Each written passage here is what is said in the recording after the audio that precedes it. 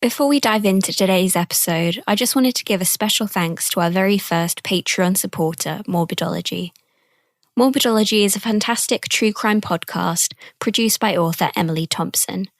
If you'd like to become a patron of Case Remains or Morbidology, you can check out the links in the show notes. Now, on with the episode. When 22-year-old student Jeremiah Duggan was struck by two cars on a busy road in Wiesbaden, German authorities were quick to rule it a suicide. 12 years later, however, a British coroner decided that there was more to the case than there seemed. This is the Case Remains podcast, episode 18, The Mysterious Death of Jeremiah Duggan. Jeremiah Duggan was born on November the 10th, 1980, to parents Hugo and Erica. Together, the couple already had two daughters, who doted on their new little brother. The Duggan family lived near Hampstead Heath, a leafy hilltop park in the city of London, where Jeremiah attended the local schools. Jeremiah had lots of friends and was a very sociable boy who enjoyed a happy childhood. Even at a young age, he had a strong sense of independence and justice, and wasn't afraid to voice his opinion when he felt that something was wrong. The Duggans enjoyed a good relationship with each other, even when Hugo and Erica separated when Jeremiah was 7 years old. The family went to counselling together to ease them through the process, and when Erica and the children later moved to Harrow, Hugo followed them, moving to a house nearby so he could still be near his family. Aged 11, Jeremiah was awarded a scholarship to Christ's Hospital, a prestigious boarding school located in West Sussex. After he'd finished his A-level exams, he went travelling in India and trained as a youth leader in Israel after becoming increasingly interested in his Jewish heritage. Though his father Hugo was of Irish descent, Erica's family were Jewish, and the family kept to Jewish traditions at home. Jeremiah was particularly close with Erica's father, who had escaped Hitler's Germany in 1933 and lost many relatives to the Holocaust. Jeremiah took a great interest in other religions and cultures, and liked to surround himself with people from many different backgrounds. Jeremiah had always wanted to study in France, and in 2002 he took up a place in Paris, taking French at the British Institute and English literature at the Sorbonne. His time in Paris wasn't all smooth sailing, and he often found himself short of money in the expensive city. But being the independent young man that he was, he found a way to make it work, and loved being immersed in the city's culture and learning from his university lecturers. He remained close with his family and kept in frequent telephone contact with them. While he was there, he also met a girlfriend, a French music student called Maya. They bonded over their love of music, and Jeremiah encouraged her in her interest in classical singing. The young couple were extremely happy together, and later that year Maya came to England with Jeremiah for Christmas, where he introduced her to his family. As Jeremiah's family waved him off back to Paris, happy and in love, they could never have imagined the events that were about to take place. It was early 2003 when Jeremiah purchased a copy of the French newspaper Nouvelle Solidarité from a booth near the British Institute. He got talking to the man who sold him the paper, an activist named Benoit Chalifou. Benoit told Jeremiah that the war against Iraq marked the beginning of World War III, and let him know about an upcoming political event that Jeremiah should join him at. Unbeknownst to him, the newspaper that he had been sold was published by American extremist Lyndon LaRouche. A former candidate for US presidency, Lyndon LaRouche's political following had long been likened to a cult. His beliefs were scattered and absurd. He claimed that the Queen was leading a plot to reduce the world's population and had orchestrated 9/11. He thought that AIDS patients should be quarantined and stated that HIV could be spread through casual contact and insect bites. Along with homophobia and racism, anti-Semitism was at the heart of LaRouche's belief system, with him once referring to the Holocaust as mythical and saying that teachers who taught such filth at school should be fired. In fact, in LaRouche ideology, it is British and Jewish people that lie at the root of many world problems. In writing penned by LaRouche in 1978, these combined forces control and deploy one of the most powerful forces on Earth and the most efficiently evil forces existing today. As well as being a racist and a bigot, LaRouche was a convicted criminal. He served 5 years of a 15-year prison sentence for conspiracy and fraud back in 1984, after defaulting on loans from supporters totaling more than $30 million. In total, he ran for president 8 times, once even from his prison cell. His supporters believed that he was jailed not for any violation of the law, but rather for his political beliefs. Jeremiah Duggan had become increasingly interested in politics since the 9/11 terrorist attacks, and was staunchly opposed to the war in Iraq, frequently taking part in anti-war protests. So it wasn't too surprising for Jeremiah's mother when he called to say that he wouldn't be home for his dad's 60th birthday, as he was going away with some people to protest against the war.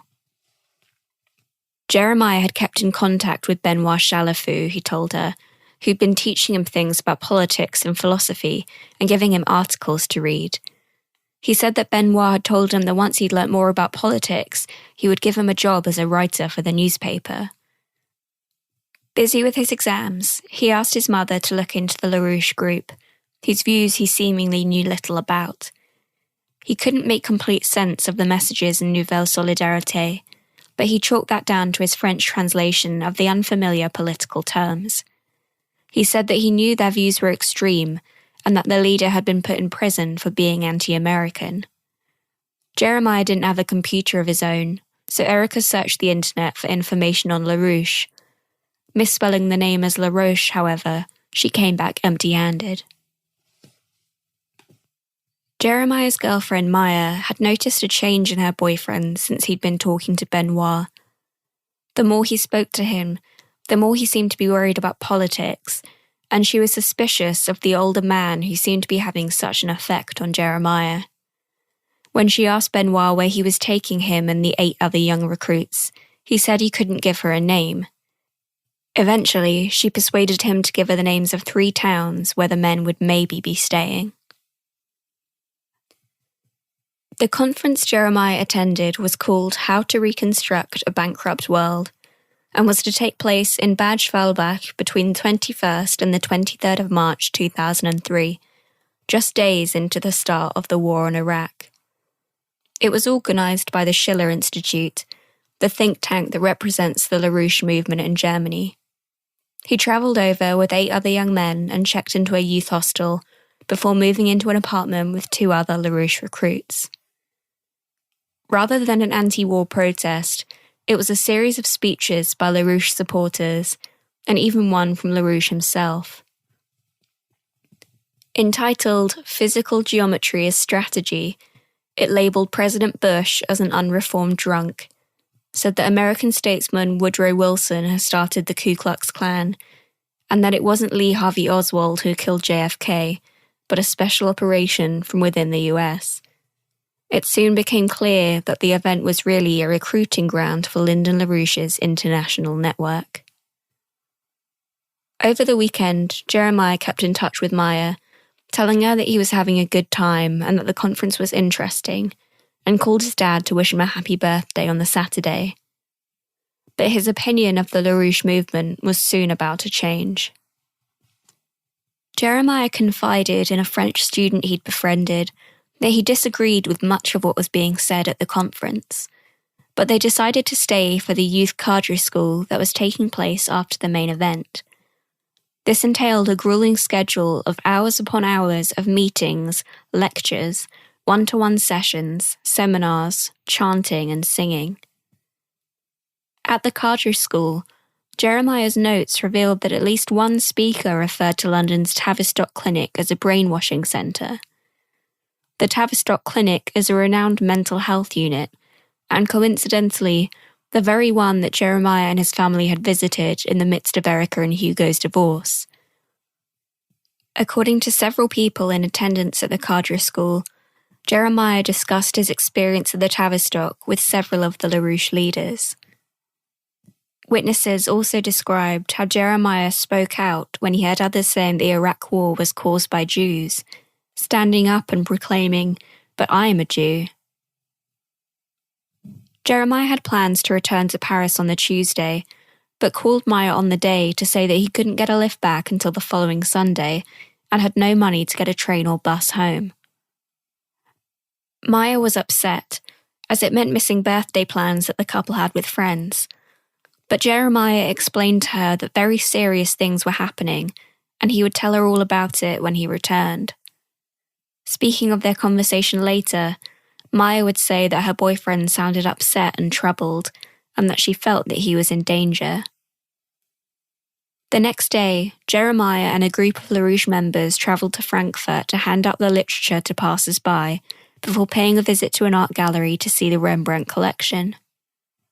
One member of the group alleged that when she asked Jeremiah what he thought of the artwork, he began to cry.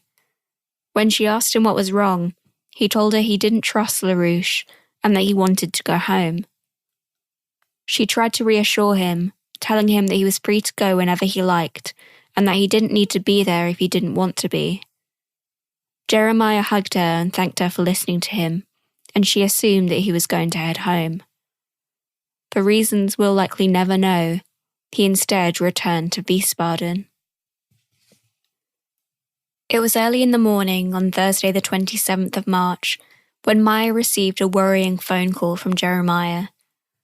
He was speaking very quietly and told her that he was under too much pressure.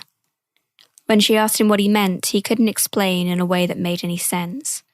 He told Maya that his mouth was dry and his limbs hurt, and that someone was doing experiments on people with magnets and computers. He said that he didn't know what was the truth and what was a lie anymore. Maya urged her boyfriend to get a train back to Paris as soon as possible, and he promised her that he would. Then, at 5:24 in the morning, 4:24 in UK time, Jeremiah called his mum Erica and told her he was in big trouble. Just over half an hour later, Jeremiah would be dead. "Mum, I'm in terrible trouble, deep trouble. I want to be out of this. It's too much for me. I can't do this. I want out," he said. The phone cut off and Jeremiah called back seconds later. Again, he told Erica he was frightened, and she asked him where he was. "Wiesbaden," he replied, and Erica asked him to spell it out. He got to the letter S before the phone went dead once more. Jeremiah's roommate Sebastian said that Jeremiah had been having trouble sleeping and looked to be having some kind of panic attack. Jeremiah asked him to come out for a cigarette with him, and the two started to head outside. Sebastian went to turn on the light in the hall but accidentally pressed the doorbell. Startled, Jeremiah ran out of the building. Meanwhile, Erica dialed 999 to report that her son was in danger, but was told that the British police had no jurisdiction to investigate crimes abroad. She immediately called Maya, who relayed her earlier conversation with Jeremiah, and said that his roommate Sebastian had called her to say Jeremiah had run away. By that time, Jeremiah was running towards the Berliner Strasse. The Berliner Strasse is a 4-lane dual carriageway that leads to the centre of Wiesbaden. At 6 a.m, a driver saw Jeremiah running towards him with his arms outstretched. The driver clipped him with his wing mirror and Jeremiah fell to the ground, but got back up and continued to run down the busy road towards the traffic that was heading into town. The driver of the car and another who'd seen Jeremiah both called the police to report what had happened. At 6:14, as police were taking the details, another report came in. Jeremiah had leapt in front of a red Peugeot. Despite the driver's attempts to swerve out the way, the car had hit Jeremiah, leaving a dent in the passenger side door and shattering the window and windscreen. Jeremiah was thrown into the path of a blue Volkswagen, which then ran him over. Shortly afterwards, Jeremiah was pronounced dead at the scene. The drivers of both cars were allowed to leave before the investigating officer arrived, and as a result, no official eyewitness statements of the incident were taken. Once there, the investigating officer took 79 photos of the scene and noted that Jeremiah's body was found around 23 metres from the point of impact with the car, and that his body had marks on it consistent with being run over. The doctor who examined Jeremiah's body in the road didn't make any note of any specific injuries, but said that they were consistent with the accounts given by both drivers. He wrote in his report that a post-mortem examination should be carried out, but despite this, no such examination ever took place, because according to the German police, there was no evidence of foul play. Jeremiah's family requested that all of his items be kept, but his clothes and shoes were destroyed before the investigation was complete. According to the German prosecutor, there was no need for Jeremiah's body to be examined or for his belongings to be kept, because the death was not a suspicious one. In fact, German police seemed so sure that Jeremiah had committed suicide that they told the media even before they'd informed his parents he was dead. Police records show little evidence of any investigation being done besides that at the scene of the crime, not even how Jeremiah had spent his last few hours. Later, rumours surfaced that LaRouche officials had told the police that Jeremiah was suicidal and had been a patient at a mental asylum. The mental asylum they were referring to was in fact the Tavistock Clinic, where Jeremiah had attended when he was 7 years old. Ortran Kramer, the manager of the Schiller Institute, expressed a similar sentiment to Erica when she called that Thursday morning looking for her son. "We cannot take responsibility for the actions of individuals," she was told. "We think your son has psychological problems." Police also believed that Jeremiah had committed suicide because of something Maya had said to Sebastian when he'd called her that morning. Upon learning that Jeremiah had fled the apartment building, she had asked Sebastian if there was a river in Wiesbaden. The police had taken this to mean that she believed Jeremiah was suicidal, when in reality, she was simply trying to locate the town on a map when she spoke to Sebastian on the phone. The next day, Erica and Hugo travelled to Wiesbaden to try and piece together what had happened to their son. The verdict of suicide seemed off from the start. Jeremiah didn't suffer from depression or any kind of mental illness.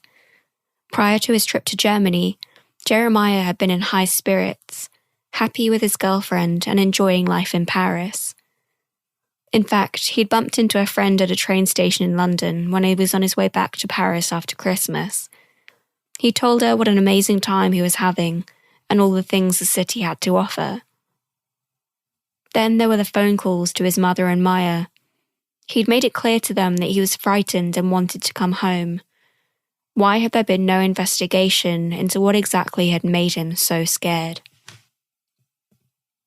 When Erica and Hugo voiced their concerns to the German police, they were told that lots of people came to Wiesbaden to commit suicide, and the parents never wanted to believe it when it happened. The police returned Jeremiah's blood-stained belongings to his parents, including his wallet, address book, cigarette lighter, and passports. For reasons never explained to them, Ortran Kramer appeared to have been in possession of Jeremiah's passport. Despite not being with him at the time of his death, it too looked to be stained with his blood. The police arranged for Erica and Hugo to meet with Ortran Kramer, as well as another top official from the Schiller Institute, Jonathan Tenenbaum. Kramer blocked them from speaking to the owner of the apartment that Jeremiah had been staying in, saying that she didn't know where the flat was and that the owner had nothing to do with the LaRouche organisation. In fact, Rainer Apel was a founder of the Schiller Institute, as well as head of intelligence and the editor of the newspaper. A witness later made a statement that after Jeremiah's death, a meeting was held at LaRouche's Executive Intelligence Review, or EIR offices, located just 10 minutes away from where Jeremiah died.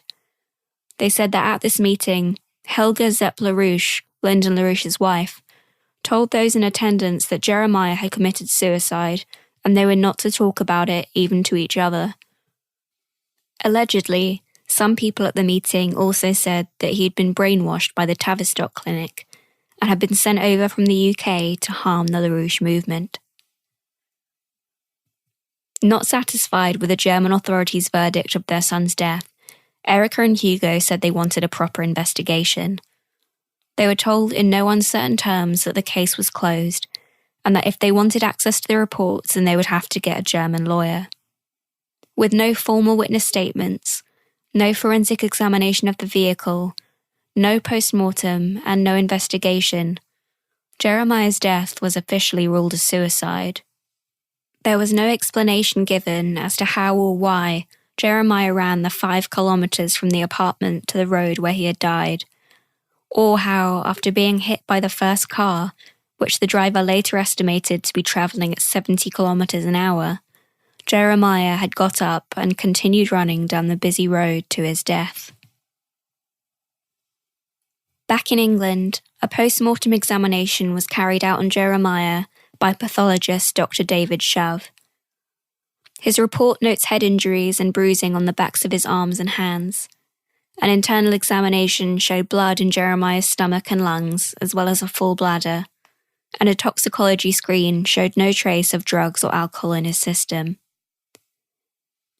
In November of 2003, the British inquest into Jeremiah's death took place, despite the Duggans requesting a postponement so further investigations could be done. Pathologist Dr. David Shove wasn't even asked to attend. At the inquest, the coroner, Dr. William Dolman, based his findings on the German reports of the incident. There he reached a narrative verdict, one that records only the factual circumstances of someone's death, rather than identifying a cause. His verdict read as follows. Jeremiah Joseph Duggan received fatal head injuries when he ran into the road in Wiesbaden and was hit by 2 private motor cars.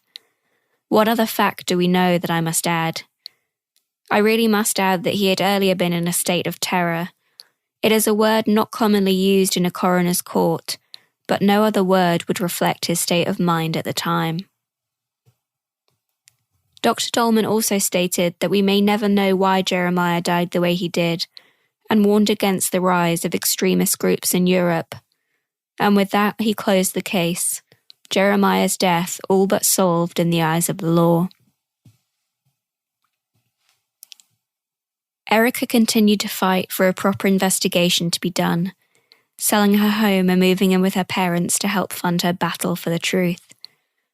She has spoken to former members of LaRouche, tracked down the drivers who hit Jeremiah with their cars, travelling down every avenue to try and find what happened to her son. She even got hold of a number for Benoit Chalifou, the man who'd sold in the newspaper back in Paris. When he realised who was calling, he pretended to be someone else. In 2005, Erica went to see David Shove at his office and asked him to read his post-mortem report and tell her how her son died. David allegedly said that, from the injuries he'd noted in his report, Jeremiah had been severely beaten around the head. Erica asked how he knew the injuries were from a beating rather than being hit by a car, to which David allegedly replied that the kind of fractures Jeremiah had could only be caused by a beating.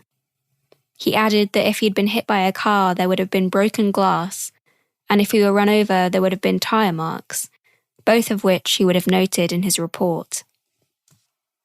Erica then told David that Jeremiah had died in a car accident, to which he allegedly replied that not only did he not know that, but that the coroner had never asked him to give his opinion as to the manner of Jeremiah's death or asked him to attend the original inquest. Following her meeting with David Shove, Erica hired some experts of her own. One of them was Paul Canning, a forensic photographer.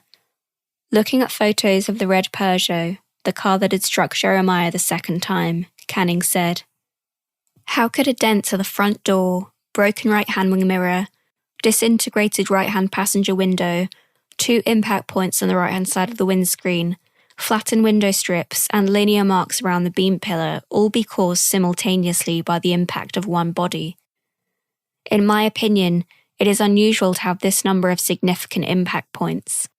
In my experience, I have never seen a dent this shape caused by a human body. Erica also approached forensic scientist Alan Bale to look over the evidence in the case. Bale said, "The red or brown Peugeot had considerable damage. The windscreen had been hit several times with an instrument, possibly a crowbar or something similar. No evidence of any fibres, hairs, blood or skin on the broken glass. The offside driver's door had been hit with probably the same instrument. The dent in the side of the door was too sharp and pointed, and therefore could not have been made by the human body." Some evidence from the British post-mortem also brought up a puzzling point. Jeremiah had suffered devastating injuries in the car accident, and his head had been run over by the second car, which you would expect to result in instant death. But during the post-mortem, Dr. David Shove had recorded blood in Jeremiah's respiratory system and stomach. This indicated that he breathed in and swallowed blood, which of course can only happen when a person is still alive. Combined, the testimony was huge. It suggested that not only did Jeremiah not commit suicide, but that perhaps he hadn't been killed by the car at all. When LaRouche got wind of the accusations, they were quick to dismiss them as a hoax, but one attributed to an unlikely source. The following is an extract from an article entitled Duggan Hoax Rewarmed Again, written by Lyndon LaRouche in November of 2006. London sources tied intimately to both US Vice President Dick Cheney and his wife, Mrs. Lynn Cheney, have once again launched a press campaign on behalf of a repeatedly discredited hoax concerning the causes and circumstances of the suicide by a young emotionally troubled British national, Jeremiah Duggan. The reason for both the original and the now repeated circulation of that press hoax has been personal hatred of Cheney and his wife against a person, me, whom they continue to fear as a troublesome political adversary associated with a leading, high-ranking faction within the US Democratic Party scene. The concept that Jeremiah was killed elsewhere was challenged at a British High Court hearing in 2008, when an application for a new inquest was being considered. It seemed highly unlikely that anyone could have killed Jeremiah, placed him on the busy road, damaged 2 cars and created skid marks and debris, all within the short window between Jeremiah's last phone call to his mother and the time of his death. Not to mention the fact that the 3 drivers of the vehicles would all have to have made up their account of what had occurred that morning on the Berliner Strasse. Nevertheless, Erica and her legal team had gathered enough evidence to potentially alter the outcome of the case, and so a new inquest was ordered by the court. The inquest took place in May of 2015, 12 long years after Jeremiah was found dead. There, the court heard from experts in cults and the far right, who described the intense psychological pressure that Jeremiah may have experienced at the Schiller Institute. This idea is backed up by the many former LaRouche supporters who've since spoken about their time with the group, particularly at the Cadre school, which Jeremiah had attended after the conference.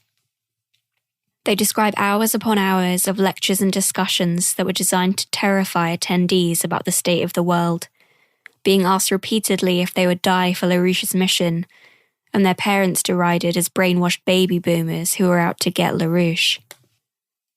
Cult expert Catherine Picard said that Jeremiah may have been under the control of the organisation, who could have exploited his position as being alone in another country away from his girlfriend and family. Matthew Feldman, an expert on the far right, also testified that once Jeremiah had been identified not only as a British Jew, but one who had once attended the Tavistock Clinic, he would likely have become a target for the group. In fact, he said he would have been seen as enemy number 1. After 3 days in court, Coroner Andrew Walker rejected the idea that Jeremiah had been killed elsewhere and placed at the scene. He did, however, note that there were some unexplained injuries on his body that suggested he may have been involved in a fight at some point prior to his death. But ultimately, Walker said that he totally rejected the German authorities' verdict that Jeremiah's death was a suicide. For years, Erica tried in vain to get the German police to reopen the investigation, and a second appeal finally succeeded in 2012. But when the investigation began, Erica was disappointed to learn that it had been appointed to the exact same officer in charge of the original case, who years earlier had told her and Hugo that their son had clearly committed suicide. Sadly, but perhaps unsurprisingly, the case was closed again in March of 2018. Lyndon LaRouche died in February of this year at the age of 96, leaving behind a legacy of lives damaged at the hands of his so-called political movement. Damaged she may be, but Erica is still fighting for the truth. She's not giving up on Jeremiah just yet. Thank you for listening to episode 18 of the Case Remains podcast. If you'd like to keep in touch, you can find us over on social media with the handle @CaseRemains, or you can also head to our website, www.caseremains.com, where you'll find write-ups on missing persons cases and unsolved mysteries. Until next time, stay safe.